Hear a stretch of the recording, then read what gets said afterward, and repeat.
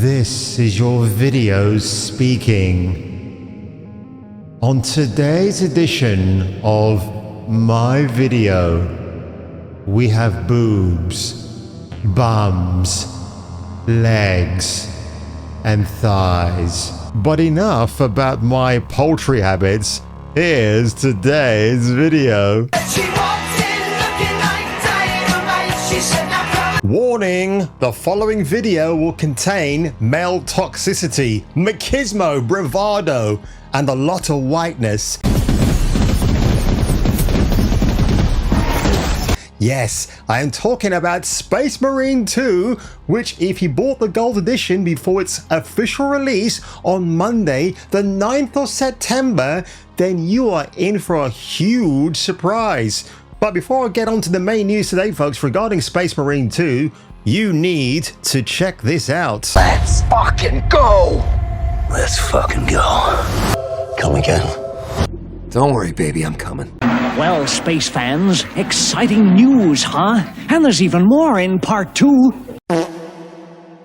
On today's episode of Kung Fu Hot Dog. Okay, you can come. Are you coming? Kind of busy right now. And I'm coming for it, Ken.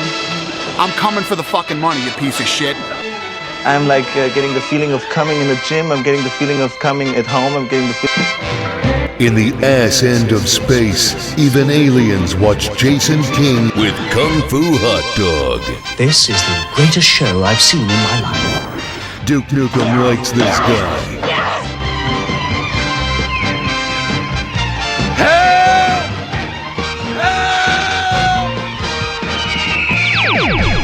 Approved by 1970s Robert Redford. I really need to get a stream deck, like a mini one. I used to have one before, funny enough, and then all of a sudden that just got put to the wayside. But anyway, here we go. And I'm going to darken the pages because I like everything to be a bit dark, except my women, of course. So Warhammer 40k, the Space Marine 2 sequel, the senior writer support for defunding police and blacklisting cis white men, because that never gets boring, does it? This is Ashley Cooper, who now works for Motive Studios, but she was let go of by the Swedish video game developers Saber Interactive, and everybody was worried about how this actual sequel to Space Marine would turn out. And from what I've seen so far, it appears to be a rather good game. And yes, I did mention in the week that they've thrown in a little bit of diversity where the Space Marines are concerned. I don't really care too much about that. Probably makes a bit of sense, I suppose, because you might get people complaining about it. And I think there have been ethnicities in the original Space Marines lore, but I might be wrong. I only know little bits and pieces about that franchise. But of course, here we go, folks. The main reason of this article today, or this episode. So, by the way, you got to check this out. So on Steam DB at the moment, look at this. So this is at 9:50 a.m. British Mean Time.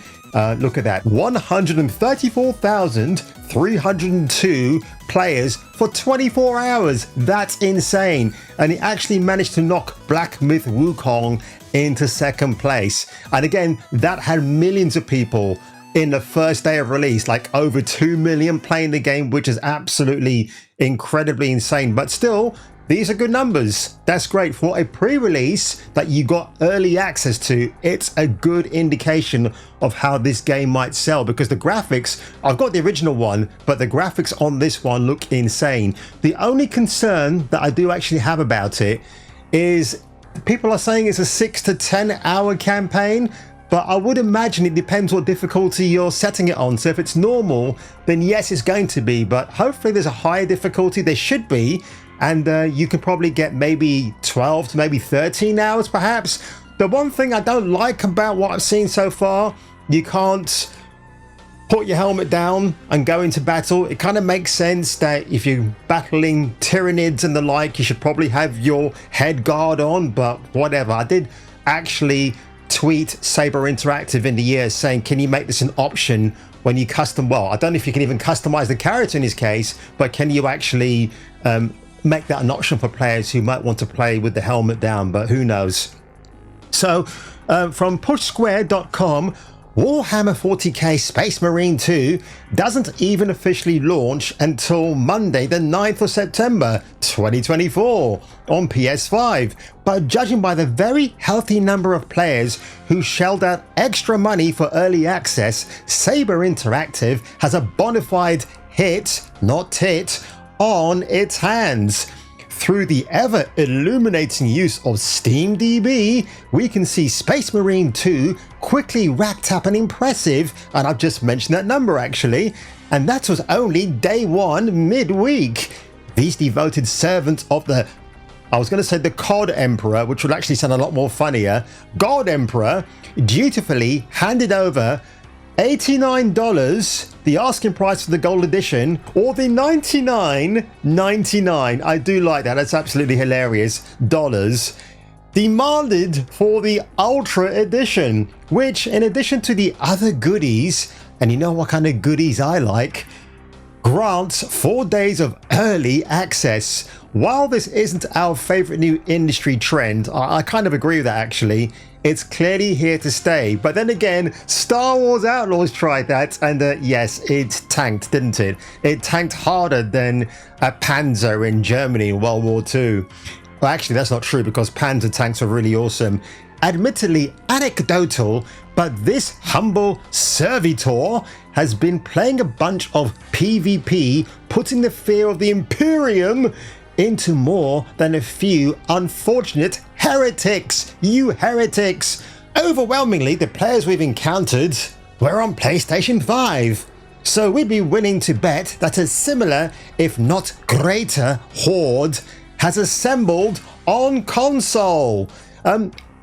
I would rather play this on my PC actually, but I'm the kind of guy, if I really like a game on PC, I want the physical edition as well, and I want to make sure the game is on the physical disc, not you plug it in and you download it and all that nonsense. It doesn't make any sense because you still don't technically own the game in that respect. You've downloaded it, but it's not burnt onto your disc, right? But it's great to see this, but again, Games Workshop, you know, they're not the nicest of people. There have been some great fan films out there, and they've tried to take them down, but obviously public momentum and fans who enjoyed their interpretation of what Games Workshop failed to capitalize on, and they made that shitty CGI movie some years ago, didn't they? And they had people like, and I've forgotten the guy's name now, he played Terrence Stamp. You'll kneel to me! You'll kneel to Zod! They got him as a voiceover, and I think Sean Pertwee is in the game as well, or in the film. And yeah, despite all of this great British acting talent, it was still a bomb, or in my case, a bum of a movie. So when you go to other fan films out there, and I'll put one up here at the end of this video, you can see for yourself. I mean, that is probably the most legendary Warhammer movie out there, CGI, animated, everything. And there are others out there, by the way, as well, that are just equally as fantastic.